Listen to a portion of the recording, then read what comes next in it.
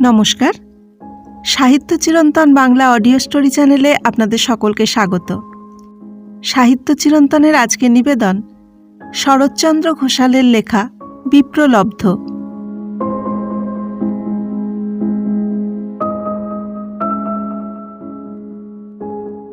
আমি তখন দিল্লিতে পিয়ারিলাল অ্যান্ড সন্সের দোকানে কাজ করি।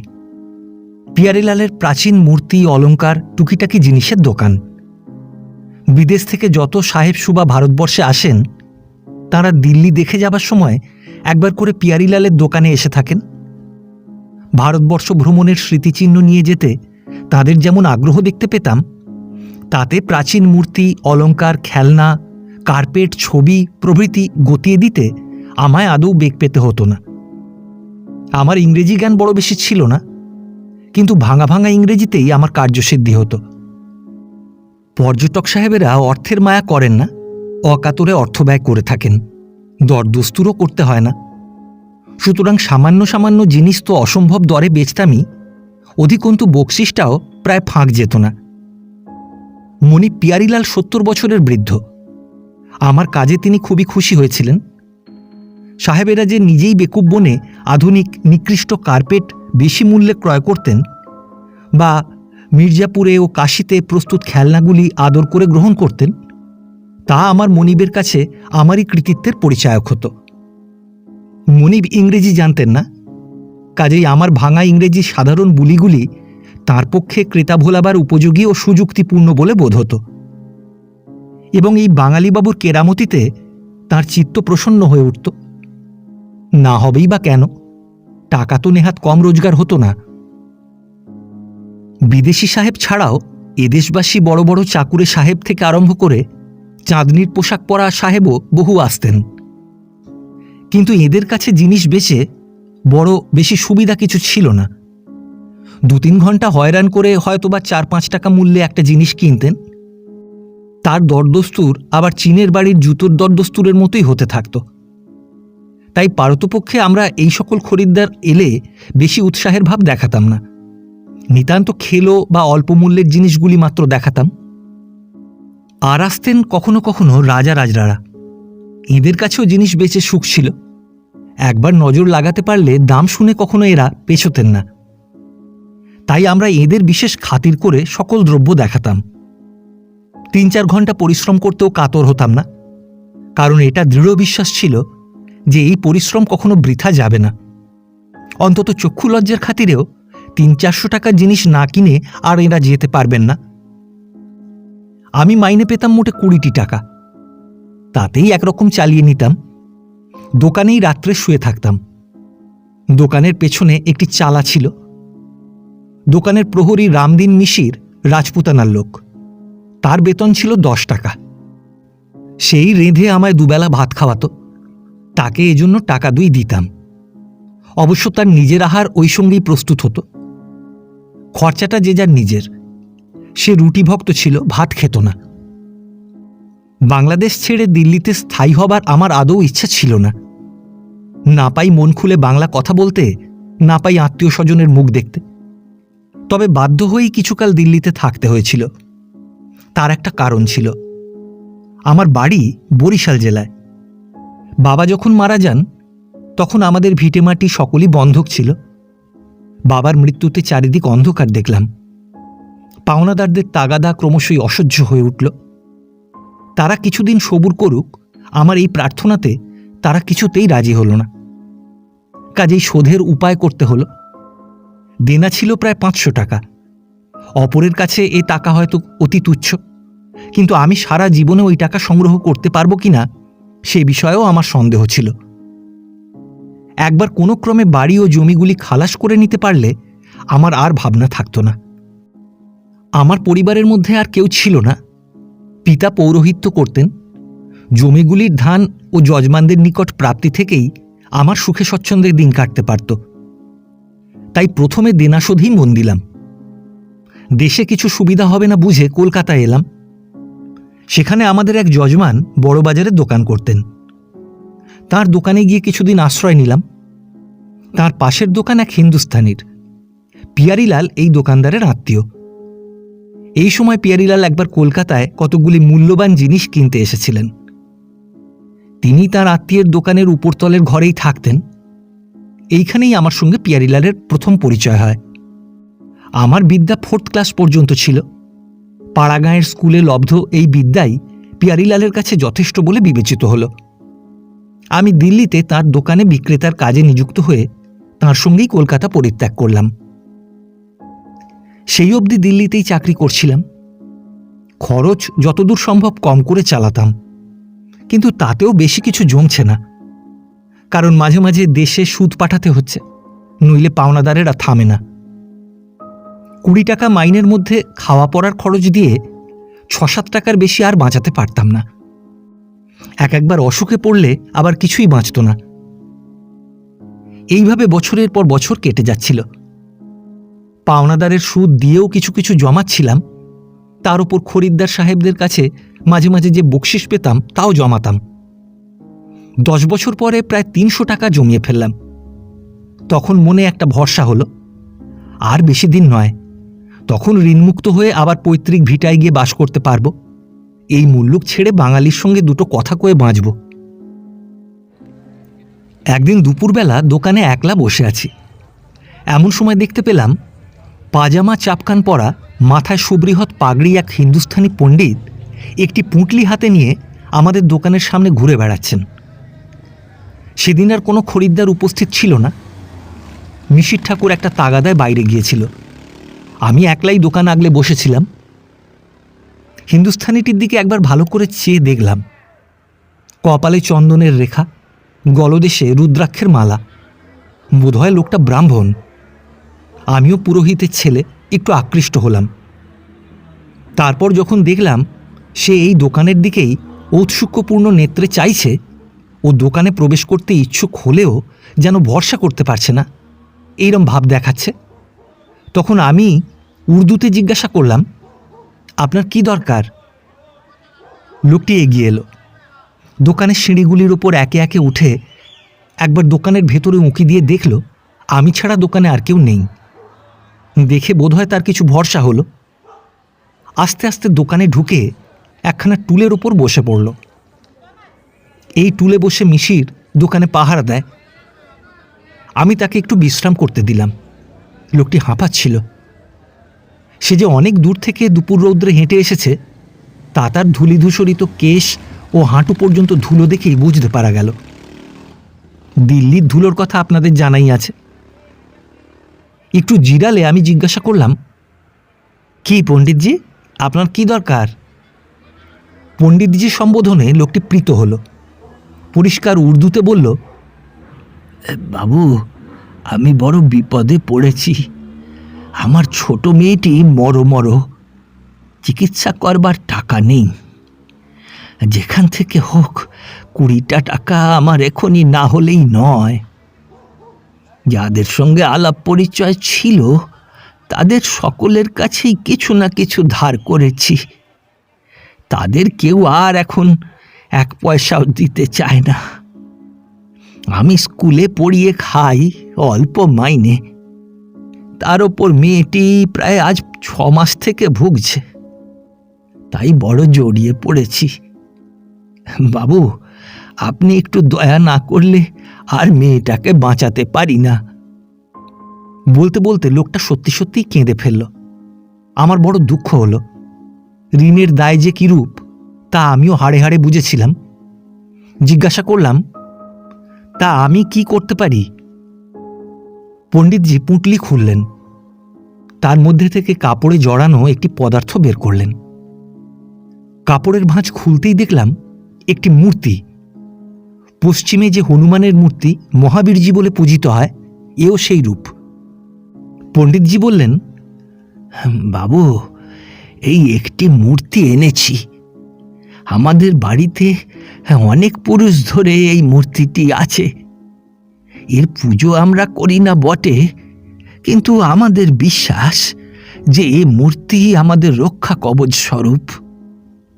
যতদিন এই মূর্তি আমাদের বাড়িতে থাকবে ততদিন আমাদের কোনো বিপদ ঘটবে না। আপনারা তো এইরকম জিনিস বেচেন, দয়া করে 20টি টাকা দিয়ে এই মূর্তিটি বন্ধক রাখুন। পরশু মাসের পয়লা, সেই দিন আমি মাইনে পাব। মাইনে পেলে আগে এটি ছাড়িয়ে নিয়ে যাব। আমাদের বন্ধকি কারবার ছিল না। বললাম, আমরা তো কোনো জিনিস বন্ধক রাখি না, একেবারে কিনে নিতে পারি। তা আমার মনিব আসুন, তিনি যা বলবেন সেই দর আপনি পেতে পারেন। পণ্ডিতজি উঠে দাঁড়ালেন, বললেন, বিক্রি আমি কখনোই করব না। বলেই তার মুখ শুষ্ক হয়ে গেল। বোধহয় রোগশয্যাগত কন্যার মুখ মনে পড়ল। কাকুতি মিনতি করে আমাকে বলতে লাগলেন, বন্ধক রাখা আপনাদের ব্যবসা না হোক, একবার আমার এই বন্ধক রাখুন, একজনের প্রাণ রক্ষা করুন, আমি 2 দিন পরেই ছাড়িয়ে নিয়ে যাব। আমার বড় দয়া হলো। পিয়ারিলাল কখনো বন্ধক রাখতে স্বীকৃত হবেন না তা জানতাম। আমি মূর্তিটিকে ঘুরিয়ে ফিরিয়ে দেখলাম। মূর্তিটি দেখতে অতি সুন্দর। আমার ভরসা হলো যে কোনো সাহেবকে আমি 50 টাকায় বেচে দিতে পারি।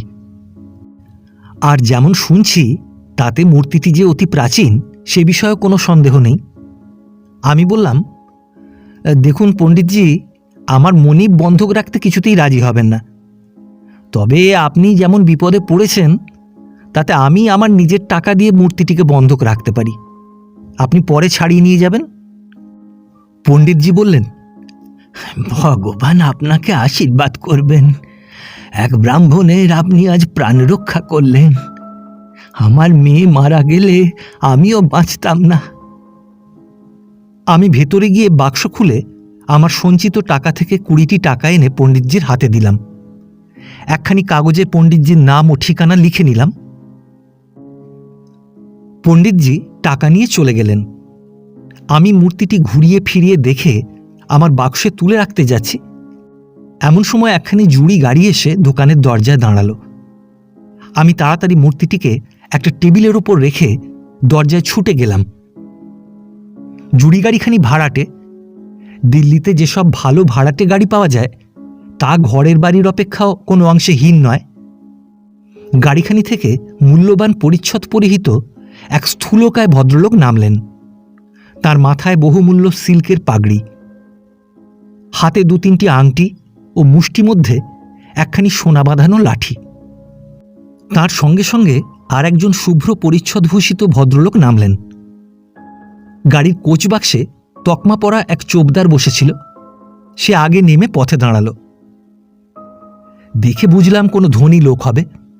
সসম্ভ্রমে সেলাম বাজিয়ে দোকানে ডেকে নিলাম। সঙ্গী ভদ্রলোকটির কাছে শুনলাম ইনি লক্ষ্মীগড়ের রাজা। পুরনো জিনিস সংগ্রহ করা এর বিশেষ শখ। সমগ্র ভারত এই উদ্দেশ্যে পর্যটন করে বেড়াচ্ছেন ও জলের মতো অর্থ ব্যয় করছেন।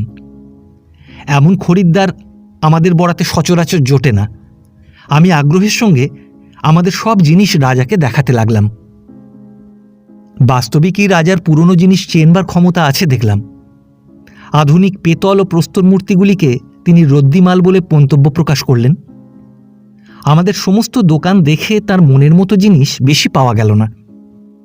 একটা ভাঙা বুদ্ধ মূর্তি আমি আশা অবধি পড়েছিল, কেউই তা কিনতে চায় না। রাজা তার দর জিজ্ঞাসা করলেন।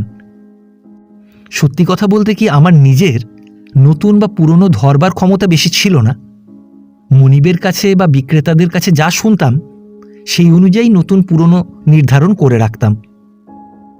আমার মনিব বলে রেখেছিলেন 5 টাকা দর পেলেই বুদ্ধমূর্তিটি বেচে দিতে। কিন্তু রাজার আগ্রহ দেখে আমি একেবারে বলে দিলাম এটার দর 30 টাকা। রাজা ইঙ্গিত করা মাত্র তার সঙ্গী তৎক্ষণাৎ 3খানি 10 টাকার নোট বের করে আমার হাতে দিল।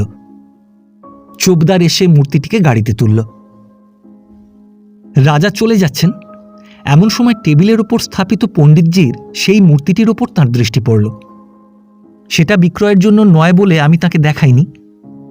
মূর্তিটি দেখেই রাজা অস্ফুট বিস্ময়ের ধ্বনি করে উঠলেন। পরে তাড়াতাড়ি টেবিলের কাছে গিয়ে মূর্তিটি হাতে করে তুলে ঘুরিয়ে ফিরিয়ে দেখতে লাগলেন। তার সঙ্গী হেসে বলল, মিল গিয়া মহারাজ। রাজা আমায় জিজ্ঞাসা করলেন, ইসকা ক্যা ভাও? আমি বললাম, এটা বিক্রয়ের জন্য নয়, একজন লোক এটা বন্ধক রেখে গেছে, 2 দিন পরে ছাড়িয়ে নিয়ে যাবে। রাজা অত্যন্ত বিরক্ত হলেন, সঙ্গীর দিকে চেয়ে বললেন, এই রকম একটা মূর্তির জন্যে আজ 5 বছর থেকে ঘুরছি, আজ যদিও বা পাওয়া গেল তা আবার বেচতে চায় না। বলে ক্রোধের সঙ্গে মূর্তিটা টেবিলের উপর রেখে দরজার দিকে অগ্রসর হলেন। তার সঙ্গী আমার কাছে এলেন, চুপি চুপি বললেন, এই ঠিক বলছো বাবু, বন্ধক আছে? বন্ধক রেখেছে কে? বন্ধক যখন রেখেছে তখন বেচতেই বা কতক্ষণ? আমরা 500 টাকা দেব যদি এই মূর্তিটা পাই। আমি চমকে উঠলাম। আমার বিস্ময় বুঝে লোকটি বলল, এই তোমায় লুকোবার দরকার নেই, কারণ জিনিস তোমার নয়। এই মূর্তি 200 বছর আগে গড়া। জয়পুরের এক শিল্পী এইরকম মূর্তি গড়ত। এরকম মূর্তি আজকাল আর পাওয়া যায় না। মহারাজ অমৃতসরের এক দোকানে 5 বছর আগে একটা কিনেছেন। তার জোড়া পাওয়ার জন্য আমরা এতদিন কত চেষ্টাই না করেছি।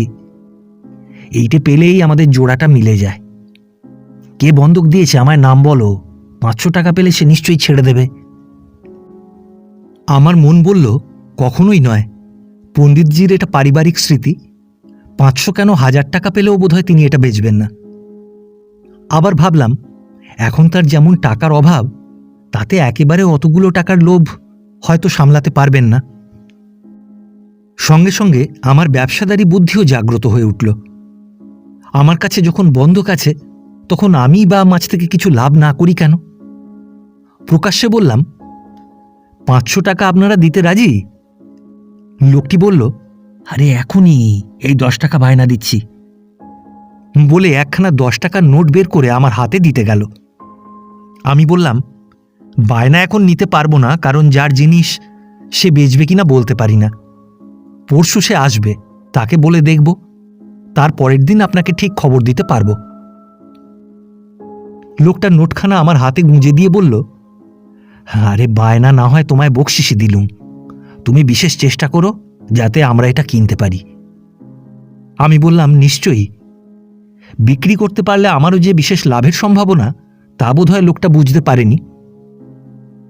রাজা গাড়িতে উঠলেন।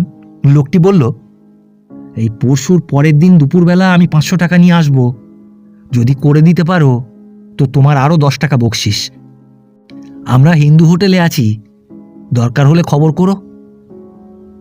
আমি সেলাম করলাম, গাড়ি চলে গেল। নির্দিষ্ট দিনে বিকেলবেলা পণ্ডিতজি এলেন। তার মুখ শুকনো। জিজ্ঞাসা করলাম, কি পণ্ডিতজি, খবর কি? বেচারা কেঁদে ফেললেন। শুনলাম কন্যা সারেনি, পীড়া তেমনই সংকটাপন্ন। ডাক্তারের ভিজিট ও ওষুধে তার সমস্ত অর্থ ব্যয়িত হয়েছে। আজ যা মাইনে পেয়েছে তা ডাক্তারকে দিয়ে এসেছে। বাকি ভিজিট চুকিয়ে না দিলে ডাক্তাররা রোগী দেখবেন না বলেছিলেন। পণ্ডিতজি মিনতি করে বলতে লাগলো, বাবু, অনুগ্রহ করে আর কিছুদিন মূর্তিটা রাখুন। এই মাসে আর ছাড়াতে পারলুম না, আগামী মাসে চেষ্টা করব। আমি দেখলাম বিক্রির কথাটা পারবার এই সুযোগ। বললাম, পণ্ডিতজি, আপনি যেরকম জড়িয়ে পড়েছেন তাতে এটা যে খুব শিগগিরই ছাড়াতে পারবেন তা বোধহয় না। আপনার দেনা কত হয়েছে? এই 200 টাকা। তবে 200 টাকা দেনা শোধ দিয়ে এটা ছাড়ানো কি আর সম্ভব হবে? তার চেয়ে আমি বলি কি, আপনি এটা একেবারে বেচে ফেলুন। জিনিসটা ভালো আছে, 200 টাকা দিয়ে আমরা এটা কিনে নিতে পারি। কিন্তু পণ্ডিতজি বিক্রি করতে রাজি হলেন না। কানে আঙুল দিয়ে বললেন, এই অমন কথা বলবেন না। পুজো না করলেও এটি আমাদের গৃহ দেবতা, এ আমি বেচতে পারবো না। আমি অনেক করে বোঝাতে লাগলাম, কন্যার এমন অসুখে আরো কত টাকা খরচ হবে কে জানে। কন্যার প্রাণ বাঁচানো আগে না এই মূর্তি রাখাই আগে? পণ্ডিতজি বললেন, 200 টাকা তো আমার দেনা শোধ দিতেই যাবে, বেচে আর আমার কন্যার চিকিৎসার সাহায্য কি হবে? আমি বললাম, না হয় আপনার জন্য আমি একটু বিশেষ চেষ্টা করে আরো বেশি কিছু আপনাকে পাইয়ে দেব। অবশ্য সহজে হবে না, তবে আপনার বিপদ দেখে বড় কষ্ট হচ্ছে, সাহায্য না করে থাকতে পারছি না। আমি বলে কয়ে 250 টাকায় মূর্তিটা বেচতে পারি। পণ্ডিতজি এই প্রস্তাবেও ততটা উৎসাহ দেখালেন না। মোটে 50টি। অনেক বুঝিয়েও যখন রাজি করাতে পারলাম না, তখন বললাম, আচ্ছা 300 টাকাই না হয় করিয়ে দেব, আর ইতস্তত করবেন না, বেচে ফেলুন। পণ্ডিতজি বললেন, বাবু, বেচতে যে আমার প্রাণ কেমন করছে তার কি বলবো। গৃহদেবতা বেচে আমার কি পরিণাম হবে কে জানে। তবে মেয়েটাকে বাঁচাবার আর কোনো উপায় দেখছি না বলেই বেচতে রাজি হচ্ছি, নইলে পয়সার লোভে কখনোই এ কাজে আমি রাজি হতাম না। আমি বললাম, আপনার এই বিপদ দেখেই আমি বলছি, নইলে এমন কথা আমিও কখনো বলতাম না। আমিও ব্রাহ্মণ, পুরোহিতের ছেলে। এরকম অবস্থায় বেচলে কোনো দোষ হবে না বলেই মনে করি। পণ্ডিতজি এই কথায় যেন একটু আশ্বস্ত হলেন। আমি বাক্স খুলে আমার সঞ্চিত সমস্ত টাকা বের করে আনলাম। 20 টাকা তো আগেই দিয়েছিলাম, এখন 280 টাকা গুনে দিলাম। বললাম, একখানা রসিদ লিখে দিতে হবে। পণ্ডিতজি আপত্তি করলেন না, রীতিমতো একখানা রসিদ লিখে দিলেন। দোকান থেকে একখানা স্ট্যাম্প দিলাম, তাও রসিদে লাগানো হলো। টাকা নিয়ে পণ্ডিতজি মূর্তিটিকে প্রণাম করলেন, যেন ক্ষমা প্রার্থনা করলেন। পরে বিষণ্ণ মুখে ধীরে ধীরে দোকান পরিত্যাগ করলেন। আমি বসে ভাবতে লাগলাম, আমার সঞ্চিত সমস্ত টাকাটা দিয়ে মূর্তিটা কিনলাম বটে, কিন্তু কাল লক্ষ্মীগড়ের রাজার লোক এসে যখন আমার কাছ থেকে মূর্তিটা কিনবে, তখন আমার 200 টাকা লাভ হবে। আমার ঋণ তো 500 টাকা। সুদ যা হয়েছিল তা এতদিনে শোধ করে দিয়েছি, কেবল আসলটা বাকি। কাল 500 টাকা পেলেই আর আমার দিল্লিতে থাকার প্রয়োজন হবে না।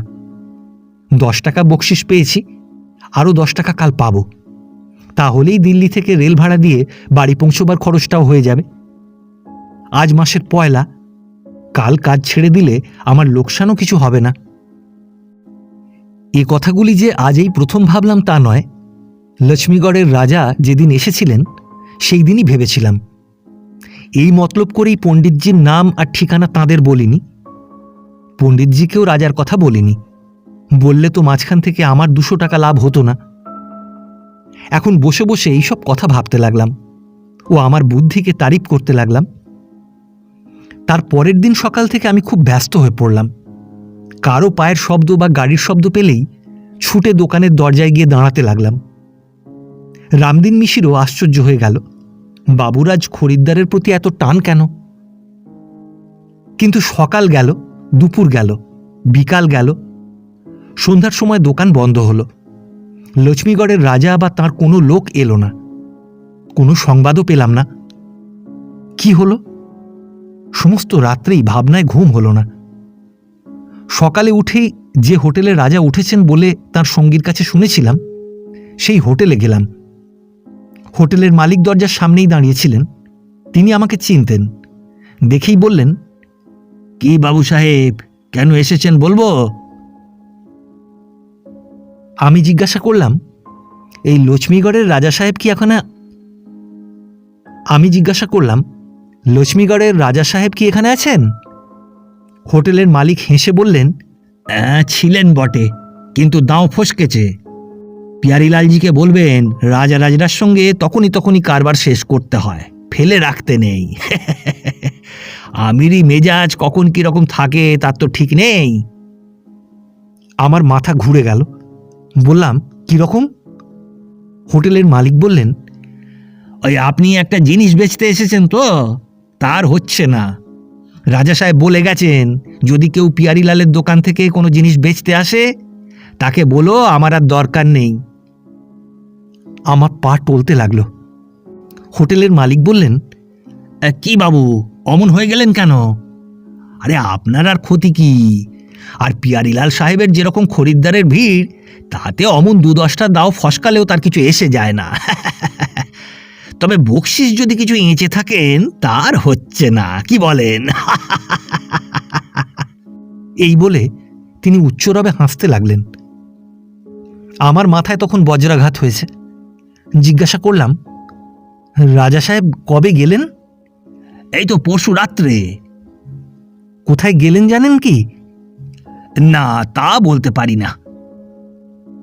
আমি ফিরলাম, চাঁদনি চকের মাঝখানের ফুটপাত দিয়ে ফিরতে লাগলাম। আমাদের দোকান কাশ্মীর গেটের কাছে। রাস্তায় ট্রামের ঝনঝনানি, এক্কার হুড়োহুড়ি, টাঙার দৌড়োদৌড়ি কিছুই চোখে পড়ছিল না। যমুনায় স্নান করে রঙিন ঘাগরা পরে যে সকল রমণী ফুটপাত দিয়ে ফিরছিলেন, মাঝে মাঝে তাঁদের সামনে পড়ে ধাক্কা লাগবার উপক্রম হওয়ায় অপ্রতিভ হচ্ছিলাম।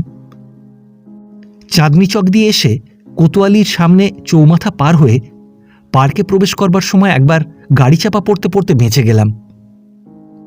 বাগানের ভেতর দিয়ে পুনরায় রাস্তায় পড়লাম। রাস্তা পার হয়ে রেল স্টেশনের উপর সুদীর্ঘ কাঠের পোলে উঠলাম। পোলে উঠবার সময় পাথরের সিঁড়ির উপর যেসব অন্ধ খঞ্জ বিকলাঙ্গ বসে থাকে, তাদের একজনের কাপড় মারিয়ে ফেললাম। সরু পোলটির ওপর দিয়ে যাবার সময় দ্রুতগামী স্কুলের ছেলেরা ধাক্কা দিয়ে এগিয়ে গেল। ডুলি বাহকেরা হুঁশিয়ার, খবরদার বলে পথ করে নিল।